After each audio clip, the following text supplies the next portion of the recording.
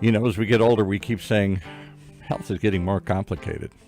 Maybe it gets more complex, but it doesn't have to be that confusing. We're here to see if we can't make health simplified with the guru, the guide that's been doing it all along for us here. Giving us a simple guide to a healthier life is Dr. Justin Fesler. Welcome, sir. Thank you. How you doing, Paul? I'm doing good today. I'm always feeling better when this show comes around because I feel like, oh boy, they're going to talk about my issues. I am the core patient. Are these health discussions just for people, senior citizens, aging baby boomers like me? Or should we, why can't we, I know we should, why can't we have these discussions at 20 and 30 and 40?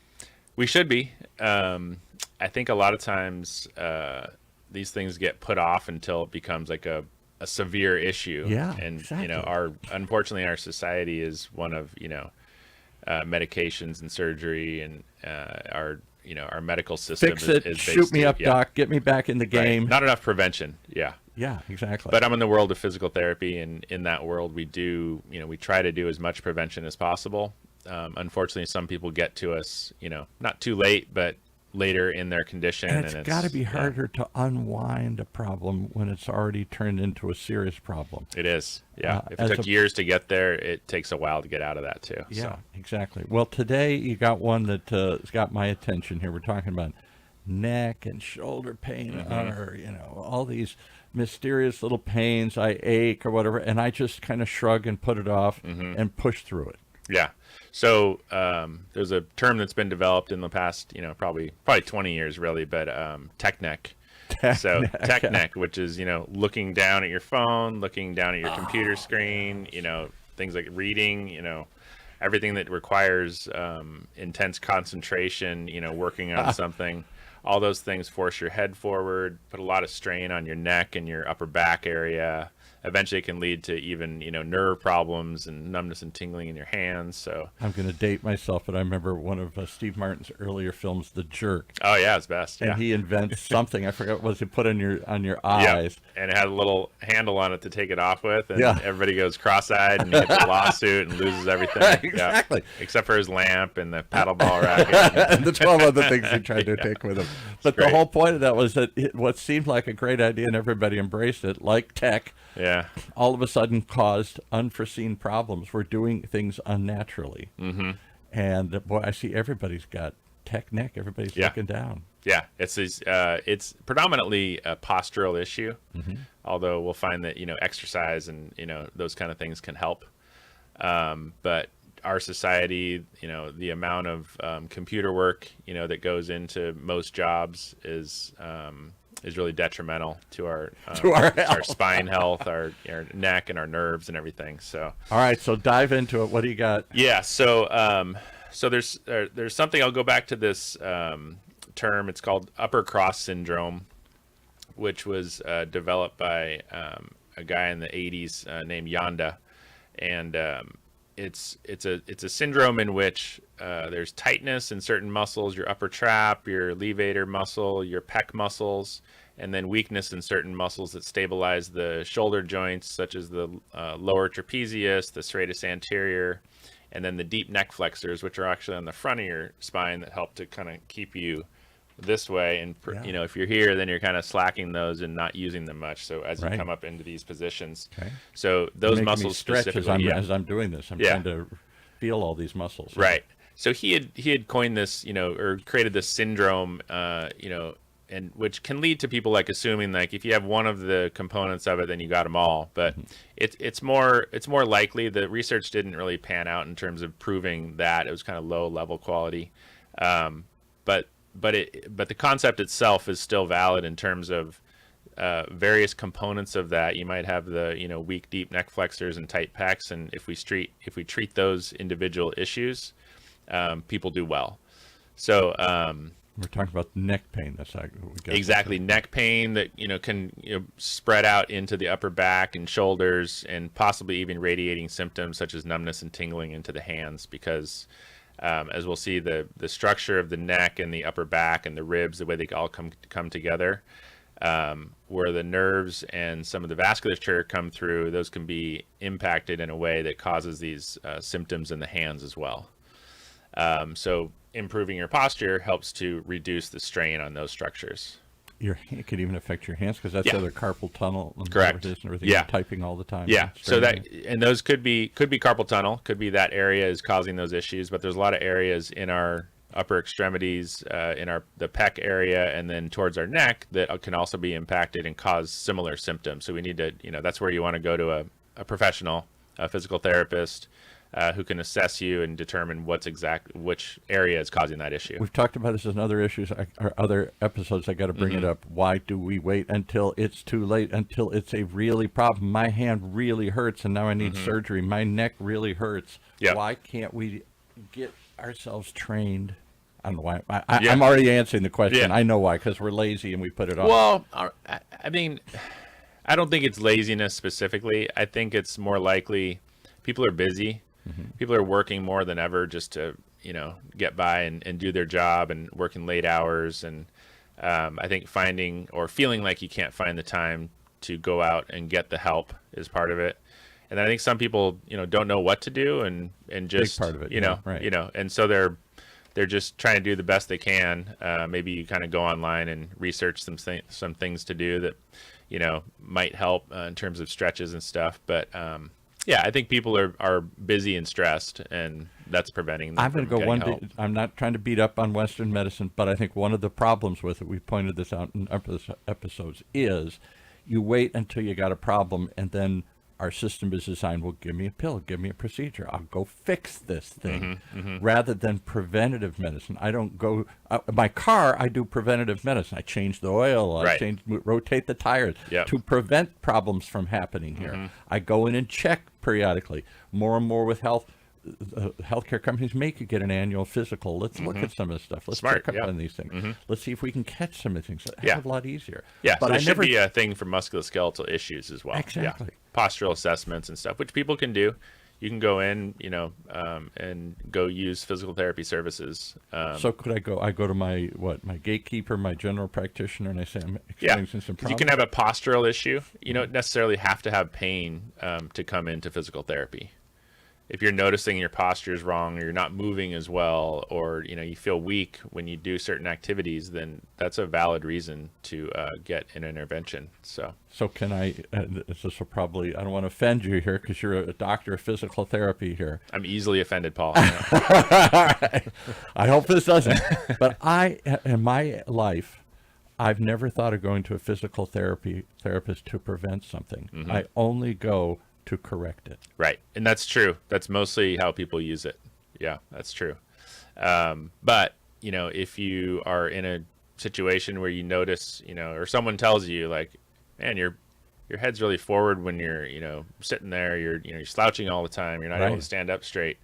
Those are My mother used to come say, in. quit slouching. Yeah. And you might not need a full round of physical therapy in terms of a lot of treatments, but maybe just coming in once or twice to make sure you're doing the right things, your posture is correct, make recommendations for how you sit in your car and your office chair, how you do certain things to make sure you prevent So think those. of this as that visit, folks. We're going to give you, I'm assuming you got some things already ready to give us. So let's go through. So I won't go into huge detail as far as the history of neck pain and everything, but it's obviously getting worse over time. It's with a technology. modern Western condition. It definitely is. Right. Yep. The new Western disease. Yep. So basically, let's just go into some of the symptoms that can be caused by poor postures of the neck and upper back area. So headaches. So people get headaches. There's some tension headaches and cervicogenic headaches, which is just something, a headache that's referring from the neck into the head. So those can be from poor postures as forward head postures. Because you're just pulling and stressing it or whatever. Yep. Can it ever be something more severe like migraines, or is that a different It cause? can. Yeah. So there's, there are probably hundreds of types of headaches. But there are several that are able to be helped by altering posture. And the way to know what that is, going to your doctor to try to get a diagnosis. And then also a physical therapist could help diagnose that as well. At least we can exclude some of the red flag causes and stuff like that. And if we can't, then we need to send you to an MD to do that. My daughter's in her 30s, and she suffers periodically from migraines. Right. and everybody just says, "Gee, I'm sorry, don't talk to her today. She's having a migraine." Right. Yeah. So those are, people usually are sensitive to light and have to go into a quiet room. You can't be around any loud noises. And those are something specific that, there's certain medications that can help that.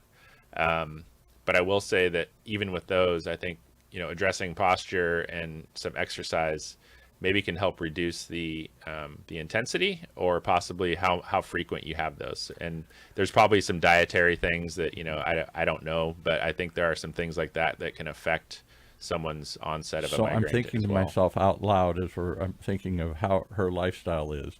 So when she comes home from work, what does she do? She plops on the couch, she plops on the bed, she plops in front of her tablet, and it's always kind of in some twisted, contorted kind of way. Yeah, that's the worst. Yeah, doing work on your couch is like the worst. Like nobody should be doing that. There should be a law against it. I was just at home before I came here, and there's my wife sitting doing work on the couch looking down, and it's not good. No, right. I was tell her to sit at the table. Or, so maybe we're contributing to it, because for sure. No, we're causing. I mean, but and there's there's postural things. So we'll start with the posture. Okay. So as far as that, like if you're at a laptop at your desk or something, you should be placing your laptop up on a surface so that your laptop is more at your eye height.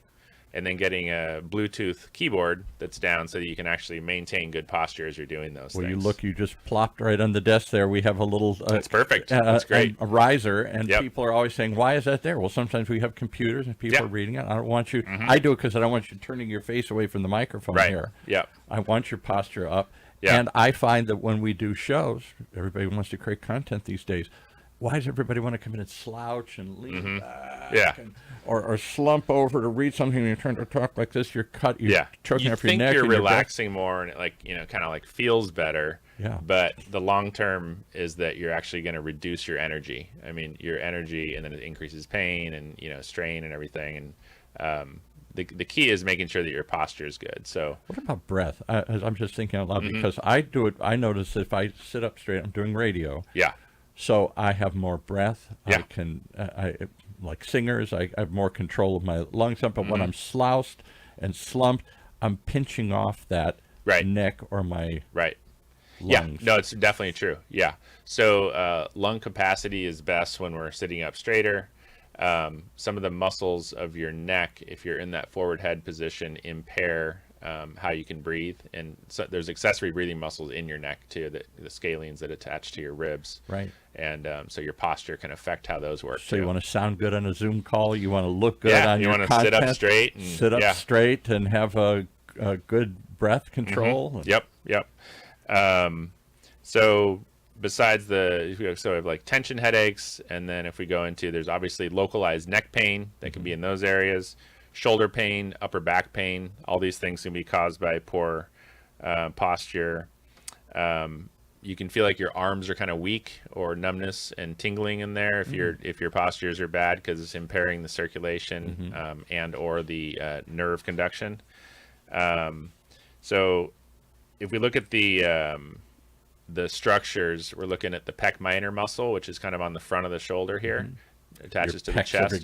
So that's when you get that forward head posture, or forward shoulder and head posture this way. How about the rolled shoulders kind of thing? Exactly. Yeah, and people feel like they get the tension, up in their upper trap areas, so they feel like they have to hike their shoulders up. Right. So there's certain stretches for the upper trapezius, for the levator scapulae, for the pec muscles. So putting your arm up in a doorway and stretching that chest out, it can be really helpful for that. Strengthening some of the muscles of the back, the lower trapezius, which is kind of like, if you're thinking of doing some rows, like rowing exercises, so you're strengthening the back. You're doing some patterns where you're moving your arms up and out or back, squeezing your shoulder blades back together. These are exercises more that and help more to people strengthen telling those me areas. rowing is the thing. They're now rowing. Rowing's good, yeah. Things, Yeah, and again, you want to have good posture when you're doing that, but those are definitely good for those areas. So as you have some of these postural issues, then not only is your breath impaired, but it also makes your breathing more shallow. Yes. And then the perfusion of, oxygen in your blood is impaired too. So then you can get fatigued, and, it's really not good for your organs too, to have that happening chronically. First thing they do when my father got older and my mother got older is they would put that little thing in their finger. They would check their oxygen levels. Yep. Never thought of my oxygen level when I was 30 or 40 here. Right. Yeah. But And- it impacts so much of... Yeah, because you get stiffer and stiffer over time, and with those bad postures, if you're stuck in that posture now, then your breathing mechanics are permanently changed. So Less oxygen, less energy, Yeah. all Yep, that. exactly. So we're looking at, as far as the strengthening exercise, I won't go through a bunch here, but there's some things you can go against a wall, like in a W position with your arms, and try to keep W, your see if I hands can do it. against the wall as you kind of go up and down to try to squeeze those shoulder blades back together. There's something called a chin tuck or retractions. So you're tucking your chin Oh, yeah, I've seen it. Kind of back pulling as you do that. into your... And so those are helpful to restore some of the mobility, to improve the posture. You can do those lying down and then lift your head off a pillow slightly, and that helps to strengthen it because you're working against gravity, kind of like doing a crunch for your abs. So these things are things that can help to improve the muscle function, which is going to improve your endurance for maintaining good posture. Why is it, because I've gone to a gym a little bit, we've talked about that before. You were kind enough to take me and show me some things here. But when you go to a physical trainer, they're talking about, what do you want to work on, your legs, your muscles, or whatever. I never hear them talk about the things you're talking about. Well, maybe we got to release this first before maybe we got to relax it. Maybe we got to reorient it somehow here. Yeah. So these aren't the big muscle groups that you think about looking at. They're Yeah, not exactly. things that are like showy. These Right. are things that help you feel better. So they're not things that typically are going to happen in a gym. Although a lot of the core exercises that people do in a gym actually do strengthen your neck, like doing planks, front planks, side planks, those kind of things. Actually, maintaining a good neck posture while doing those actually does help to strengthen your neck. So So much that's of it, good. those weight, I do curls and I do all these other Right. things here, and Yeah. I pull on weights and I do other things. Great, because that'll build the muscle, but maybe I need to change my whole posture. the way Yeah, I'm- so we take postural exercises and stretches, and then doing some deep breathing and stuff like that with it is very helpful too.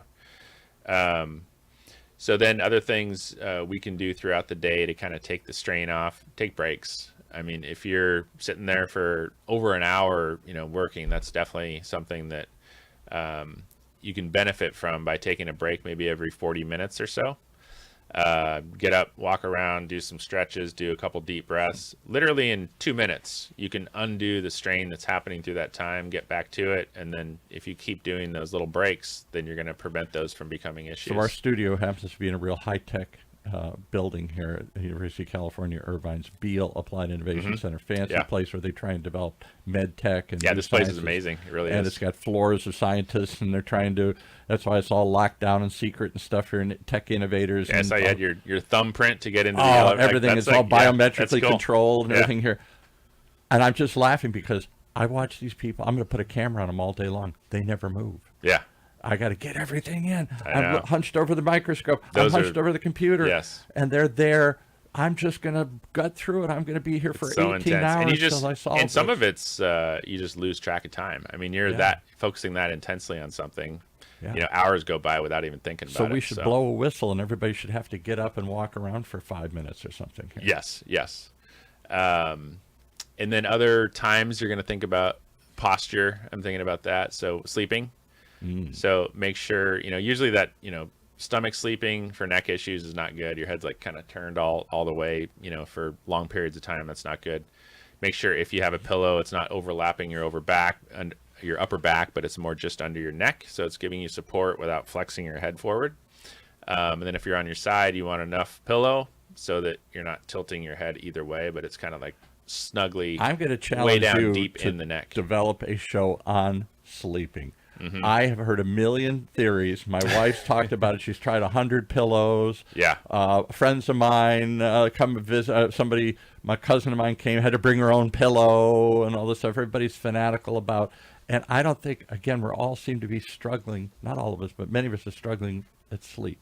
So we can't turn our brains off. We can't turn our laptops off or our handhelds off. Mm-hmm. And that then leads to curling, we're twisting, we're all night long, we're moving around here. Trying Right. to find that right position. And quite often it's not a good position. Yes. So one of the things, and we've never brought this up before, but exercise.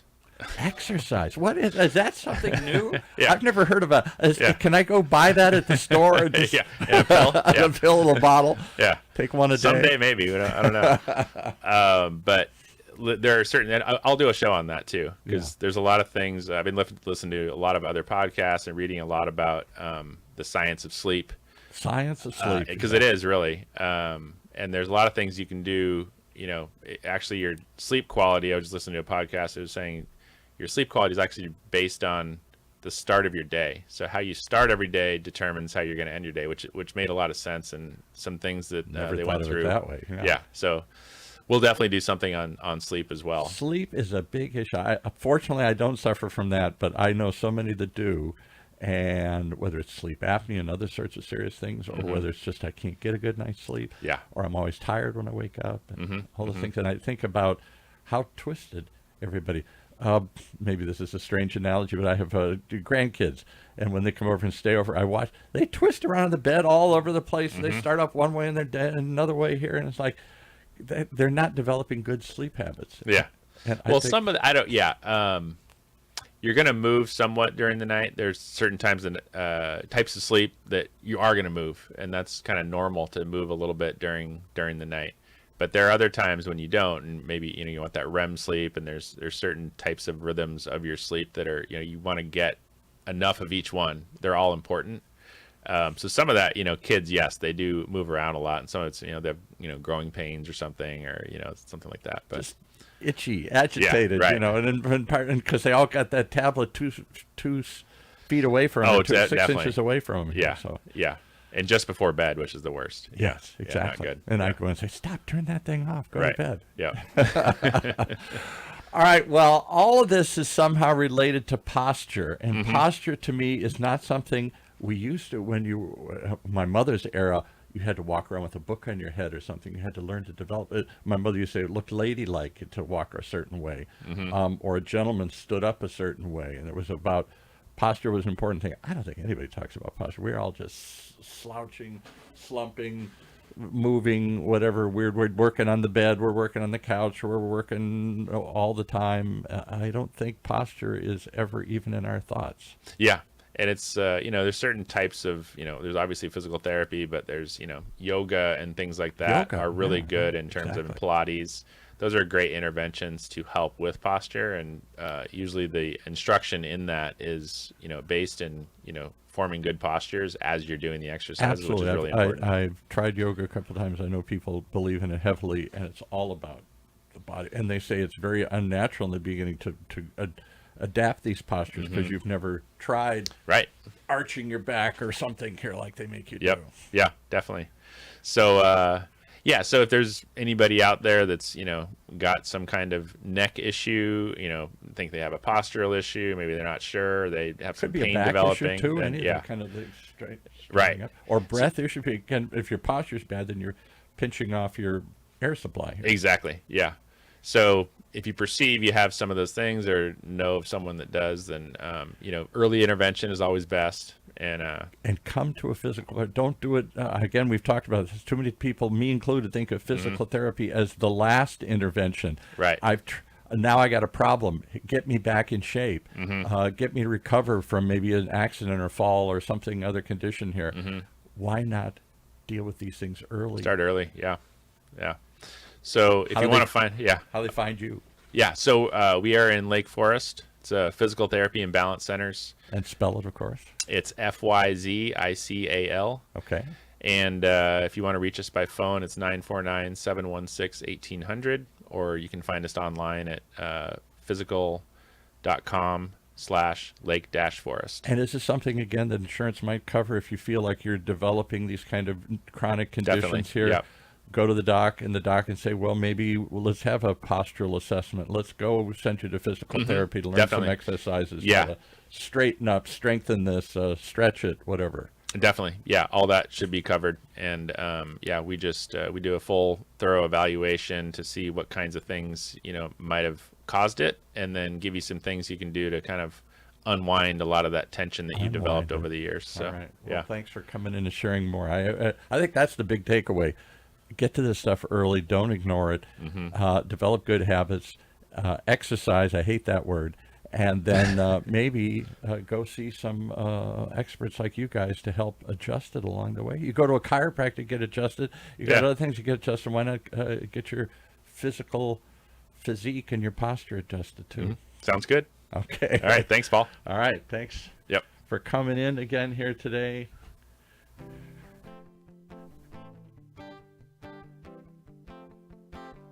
Wow, just so much I'm trying to write down as I'm talking here. I think already 14 other questions we're going to ask next time. Come back and join us as we try and turn what is often a complex and confusing issue into something simple. Health Simplified, a simple guide to a healthier life. Maybe today's takeaway is it starts with good posture. Right here in Orange County's only community radio station. Streaming live from our studios here at the University of California, Irvine's Beale Applied Innovation Center.